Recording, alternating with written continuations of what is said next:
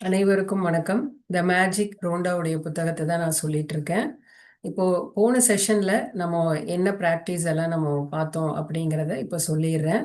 டே 21 magnificent outcome அப்படிங்கிறது இது வந்து சில பேருக்கு புரியலன்னா இப்போ நான் ஷார்ட்டாக சொல்லும் போது புரிஞ்சுக்கோங்க.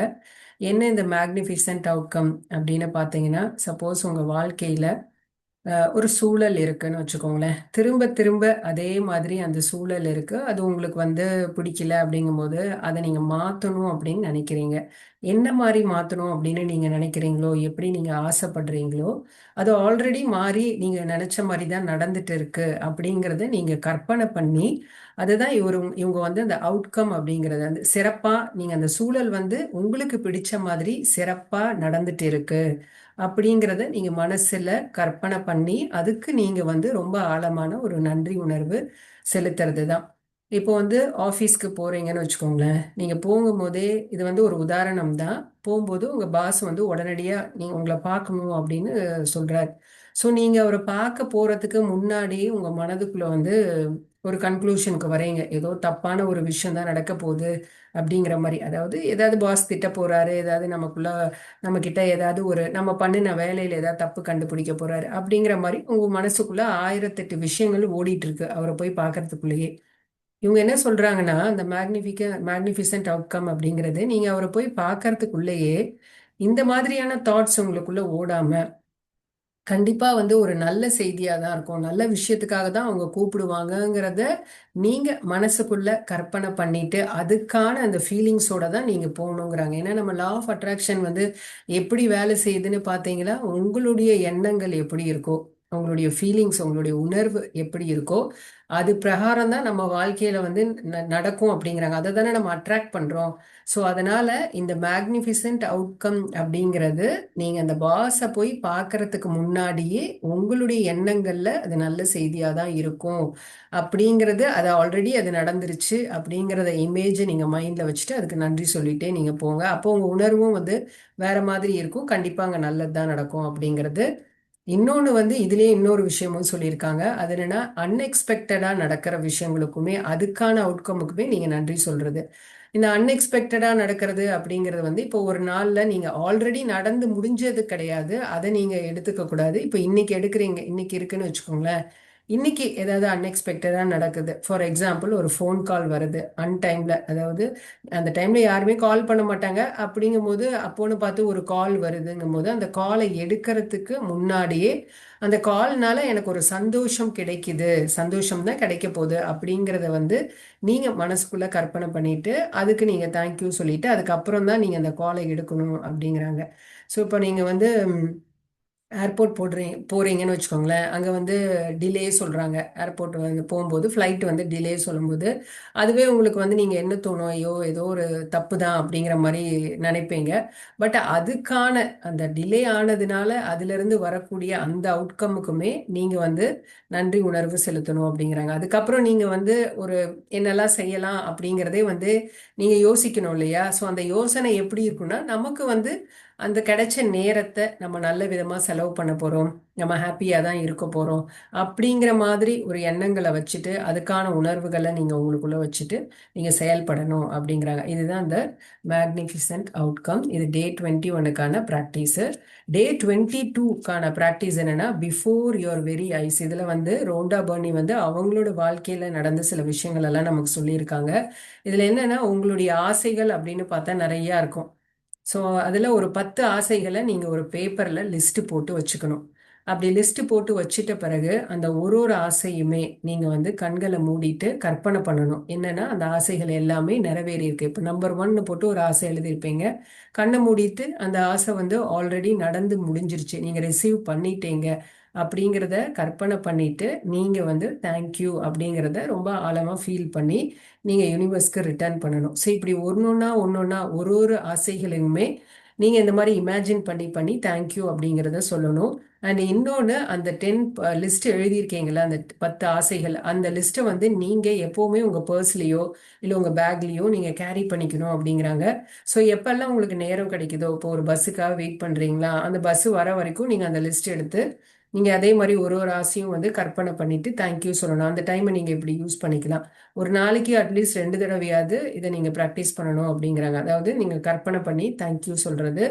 ஸோ எப்படியுமே இந்த ஆசைகள் எல்லாம் நிறைவேறும் அப்படின்னு ரோண்டா வந்து கேரண்டியா சொல்றாங்க. ஏன்னா அவங்களுமே இந்த மாதிரி எழுதி தான் எல்லா ஆசையுமே நிறைவேற்றிருக்காங்கங்கிறத இந்த Day 22 ப்ராக்டிஸ்ல அவங்க சொல்லியிருக்காங்க. அவங்க கம்பெனி கடன்ல இருந்தா கூட அந்த கடன்ல இருக்கும் பொழுதே அவங்களுடைய ஆசைகள் லிஸ்ட்ல அவங்களுக்கு வேண்டியதெல்லாம் எழுதி தான் அவங்க சாதிச்சிருக்காங்க அப்படிங்கிறதையும் நமக்கு சொல்லியிருக்காங்க. இதை நான் போன செஷன்லேயே சொல்லிட்டேன். ஸோ இன்னைக்கு வந்து என்ன ப்ராக்டிஸ் பார்க்க போறோம்னா Day 23 நீங்கள் சுவாசிக்கும் மாயக்காற்று, the magical air that you breathe அப்படிங்கிறது. ஸோ இவங்க என்ன சொல்றாங்கன்னா, இப்போ நம்ம சுவாசிக்கிற காத்தே வந்து ஒரு மேஜிக்கல் அப்படிங்கிறாங்க. ஒரு 7 வருஷத்துக்கு முன்னாடி இல்ல சில வருஷங்களுக்கு முன்னாடி ரோண்டாவை பார்த்து நீங்க வந்து இந்த சுவாசிக்கிற காத்துக்கு ரொம்ப நன்றி உணர்வோட இருக்கணும் அப்படின்னு யாராவது அவங்க கிட்ட சொன்னா அவங்க வந்து ஒரு பைத்தியம் அப்படிங்கிற மாதிரி தான் ரோண்டா நினைப்பாங்களாம். ஆனா இந்த காத்து வந்து எவ்வளவு முக்கியம் அப்படின்னு அவங்களுக்கு தெரிஞ்சிட்ட பிறகுதான் அவங்க வந்து நம்ம சுவாசிக்கிற காற்றுக்கு அவ்வளோ ஒரு நன்றி உணர்வோட இருந்திருக்காங்க அப்படிங்கிறாங்க. ஏன்னா நம்ம சுவாசிக்கிற காத்துக்கு நம்ம எவ்வளோக்கு எவ்வளோ நன்றி உணர்வோடு இருக்கிறோமோ அந்த அளவுக்கு அது வந்து நம்மளுடைய வாழ்க்கையே மாத்தும் அப்படின்னு சொல்றாங்க. ஏன்னா இப்போ நியூட்டன் சொல்லியிருக்காரு அவங்க, நம்ம உலகத்துல நியூட்டனும் சொல்லியிருக்காங்க. அதாவது நம்ம உலகத்துல நடக்கிற ஒரு ஒரு விஷயமுமே ஒரு ஒரு நிகழ்வுமே எதுவுமே ஆக்சிடென்ட்டே கிடையாது. எதுவுமே பை சான்ஸ் நடக்கிறது கிடையாது. எல்லாமே திட்டமிட்டபடி தான் நடக்குது அப்படிங்கிறது தான். இது நம்ம நிறைய பேர் சொல்லி நம்ம கேள்விப்பட்டிருக்கோம். ஸோ அதே தான் இந்த நியூட்டன் அவர்களும் சொல்லும் பொழுது ரோண்டாக்கு வந்து ரொம்ப யோசிக்க ஆரம்பிச்சிட்டாங்களாம். அவர் இன்னொன்னு சொல்லியிருக்காரு, நம்மளுடைய அந்த பூமியும் இந்த சூரியனும் பார்த்தீங்கன்னா ஒரு கரெக்டான டிஸ்டன்ஸ்ல இருக்கு பாருங்க. கரெக்டா பூமிக்கு எவ்வளவு வெப்பம் தேவையோ அந்த அளவுக்கு தான் நம்ம வந்து சூரியன் கிட்ட இருந்து கிடைக்கும். கொஞ்சம் அதாவது அதிகமா ஒரு நாள் ரொம்ப அதிகம் ஒரு நாள் கம்மி அந்த மாதிரி எல்லாம் கிடையாது. அந்த மாதிரி இஷ்டத்துக்கு வந்து சூரியன் வேலை செஞ்சுட்டு இருந்துச்சுன்னா நம்ம எப்படி இந்த பூமியில இருக்க முடியும்? ஸோ அந்த ரெண்டுமே கரெக்டான ஒரு டிஸ்டன்ஸ்ல இருக்கு. அந்த வெப்பமுமே நம்ம வந்து இந்த பூமியில உயிர் வாழ்ற அளவுக்கு தான் இருக்கு. ஸோ இது எல்லாமே பார்த்தீங்கன்னா இதெல்லாம் ஆக்சிடென்டாவா நடக்குது இல்ல பை சான்ஸா நடக்குது, எல்லாமே திட்டமிட்டபடி தான் நடக்குது அப்படின்னு நியூட்டன் சொல்லியிருக்காரு. ஸோ இதை அவங்க கேட்ட பிறகே அவங்களுக்கு வந்து ரொம்ப யோசிக்க ஆரம்பிச்சிட்டாங்களாம். ஓகே, கண்டிப்பா வந்து எல்லாத்துக்குமே ஒரு காரணம் இருக்கு, எல்லாமே திட்டமிட்டது தான் அப்படிங்கிற மாதிரி அவங்க சொல்றாங்க. இப்போ எர்த்தை சுத்தி ஒரு பாதுகாப்பு வளையம்னு ஒண்ணு இருக்குல்ல, நம்ம அதை தாண்டி போயிட்டோம்னு வச்சுக்கோங்களேன், அங்க காற்றும் இருக்காது, ஆக்சிஜனும் இருக்காது. ஸோ நம்ம பார்த்துருக்கோம், நம்ம ஆஸ்ட்ரோநாட்ஸ் எல்லாம் எப்படி ஒரு ஃபுல்லா ஆக்சிஜன் இதெல்லாம் போட்டு தானே போவாங்க. ஸோ அந்த மாதிரி எவ்வளோ அழகா இந்த இயற்கை வந்து நாம வாழ்றதுக்காக ஒன்னொன்னுமே ரொம்ப நுணுக்கமா திட்டமிடப்பட்டு செயல்பட்டுட்டு இருக்கு அப்படிங்கிற மாதிரி அவங்க சொல்றாங்க. இதுல வந்து ஏதாவது கொஞ்சம் தப்பா நடந்தா கூட நம்ம இந்த பூமியில இருக்க முடியாதுங்கிறாங்க. இப்போ நம்ம சோலார் சிஸ்டமே எடுத்துட்டா கூட அதாவது கரெக்டா அந்த பொசிஷன்ல இருந்து மூவ் ஆயிட்டே இருக்கு. கரெக்டா அதோட வேலையை செஞ்சுட்டே இருக்கு. ஒரு நாள் வந்து சூரியன் வராம விட்டுட்டு அப்படியே ஒண்ணுமே வெளிச்சமே தராம அப்படியே மாத்தி மாத்தி இருந்துச்சுன்னா நமக்கு எப்படி இருக்கும்? ஸோ ஒன்னொண்ணுமே எப்படின்னா நைஃப் எட்ஜில் நடக்கிற மாதிரி அவ்வளோ ஒரு ஷார்ப்பா பர்ஃபெக்டா நம்மளுடைய நேச்சர் வந்து நம்மளை இந்த பூமியில சஸ்டைன் பண்றதுக்காக நமக்கு தேவையான எல்லா விஷயத்தையுமே கொடுக்கறதுக்காக தான் அது ஒன்னொண்ணுமே. இயற்கைங்கிறது நமக்காக தான் ஒரு ஒரு விஷயமே செஞ்சு செயல்பட்டுட்டு இருக்கு அப்படிங்கிறத நம்ம உணரும் பொழுதுதான் இந்த கிராட்டிடியூட், இந்த நன்றி உணர்வுடைய சக்தியை நம்ம உணர முடியும் அப்படிங்கிறாங்க. அப்பதான் அந்த ரியலைசேஷன் உங்களுக்கு வந்து வரணுங்கிறாங்க. ஸோ எந்த அளவுக்கு இயற்கை வந்து நமக்காக இருக்கு, நாம உயிர் வாழ்றதுக்காகவும் நாம பாதுகாப்பாக இருக்கிறதுக்காக தான் இந்த இயற்கை வந்து இந்த அளவுக்கு செயல்பட்டுட்டு இருக்கு அப்படிங்கிறது நீங்க கண்டிப்பா உணரணும். சோ அதை உணர்ந்துட்டு அதுக்கப்புறம் நீங்க இந்த சுவாசத்தை சுவாசிக்கும் போது, இந்த காற்றை நீங்க வந்து சுவாசிக்கும் போது உங்களுக்கு வந்து அது வந்து ஒரு அற்புதமான விஷயமா உங்களுக்கு தெரிய ஆரம்பிக்கும். ஐயோ, எவ்வளவு ஒரு அற்புதமான விஷயத்த நம்ம வந்து நமக்குன்ட்டு எப்பவுமே கிடைச்சிட்டு இருக்கே, இதை வந்து நம்ம ஒரு ஒரு நாள் கூட யோசிச்சது இல்லையே. இதை பத்தி நமக்கு வந்து காற்றுங்கிறது எப்பவுமே அவைலபிளா தான் இருக்கு. ஆனா அதை பத்தி நம்ம என்னைக்காவது யோசிச்சிருக்கோமா? டெய்லியும் சுவாசிச்சுட்டே இருக்கிறோம். நம்ம எப்பவுமே ஏதாவது ஒரு எண்ணத்துல தான் இருக்குமே தவிர்த்து இந்த காத்துங்கிறது நமக்கு எப்பவுமே நம்மளை சுத்தி இருந்துட்டு இருக்கு. அந்த காத்தை நம்ம சுவாசிக்கிறதுனால தான் நம்ம உடல்ல இருக்கக்கூடிய எல்லா செல்களுக்குமே ஆக்சிஜன் போய் சேருது. அதனால தான் நம்மளே தினம் தினம் செயல்பட்டுட்டு இருக்கோங்கிறதே வந்து நம்ம யோசிச்சதே இல்லை. நம்ம எப்பவுமே நம்மளுடைய வாழ்க்கையில அவசரமான இந்த உலகத்துல நம்ம அடுத்து என்ன செய்யணும் அப்படிங்கிற மாதிரி ஒரு ஸ்ட்ரெஸ்லயும் ஒரு டென்ஷன்லயும் இருந்துட்டே இருக்குமே தவிர்த்து இயற்கை நமக்காக என்ன அளவுக்கு ஒத்திசைத்து நாம நல்லா இருக்கணும் அப்படிங்கிறதுக்காக இயற்கை எந்த அளவுக்கு நமக்கு சப்போர்ட் பண்ணிட்டு இருக்குங்கிறத பத்தி ஒரு செகண்ட் கூட நம்ம யோசிச்சதே இல்லை. நம்ம வந்து மூச்சை உள்ள இழுக்கிறோம், ஆனா வெளியில விடலாங்கும் போது நம்ம அவ்வளவுதான். ஸோ அந்த ஒரு ஒரு நிமிஷம் ஒரு ஃபியூ மினிட்ஸ் வந்து நம்ம மூச்சு விடாம இருந்தோம்னா என்ன ஆகுறது, அவ்வளவுதான், நம்ம உயிரே போயிடும். ஸோ அப்படிப்பட்ட இந்த காற்றுக்கு நம்ம நன்றி உணர்வோட இருக்கணும் அப்படின்னு ரோண்டா வந்து சொல்றாங்க.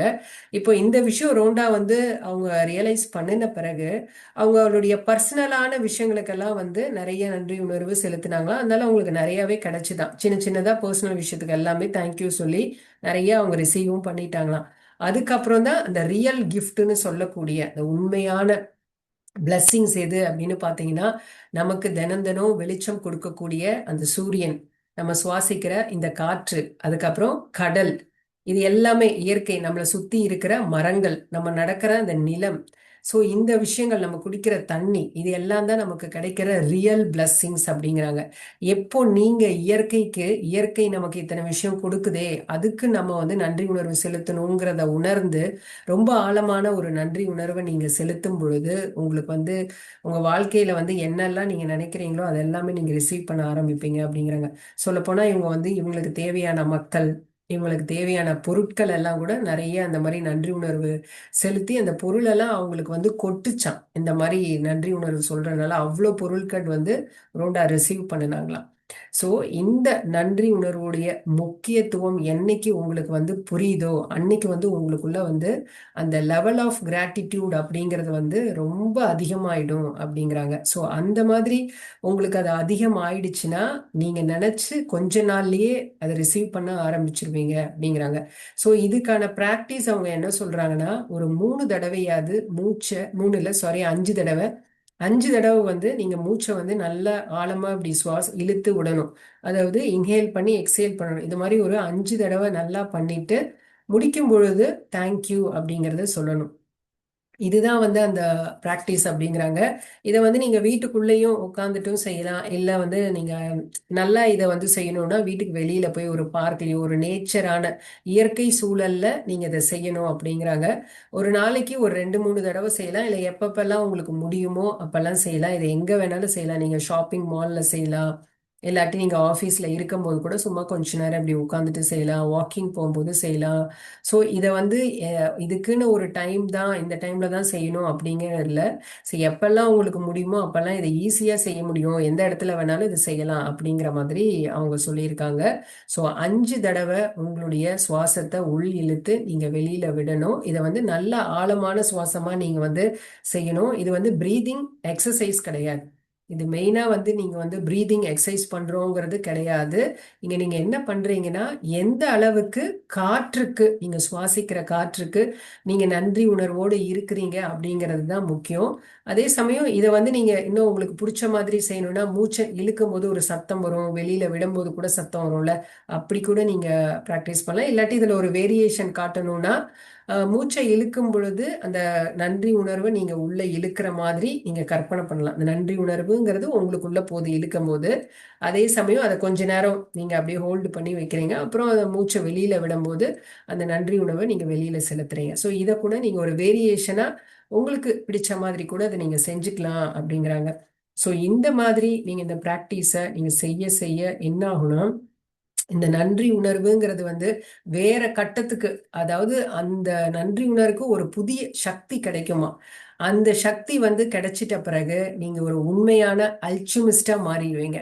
ஸோ அல்சிமிஸ்ட் அப்படிங்கிற என்னது, ரசவாதிங்கிறது யாரு, ஒரு தகரத்தை கூட தங்கமா மாத்துறவங்க தான் ரசவாதின்னு சொல்லுவாங்க. ஸோ இந்த நன்றி உணர்வை நீங்க எவ்வளோக்கு எவ்வளோ டெப்தா உணர்றீங்களோ நீங்க அல்சிமிஸ்டா மாறிடுவீங்க. அல்சிமிஸ்டா நீங்க மாறிட்டீங்கன்னா உங்க வாழ்க்கையில ஒரு ஒரு சூழலையுமே நீங்க எஃபர்ட்லெஸ்ஸா அப்படியே மாத்திட்டு போயிட்டே இருப்பீங்க. அதுக்கப்புறம் உங்க வாழ்க்கையை நீங்க தங்கமா மாத்திருவீங்க அப்படிங்கறத இங்க சொல்றாங்க.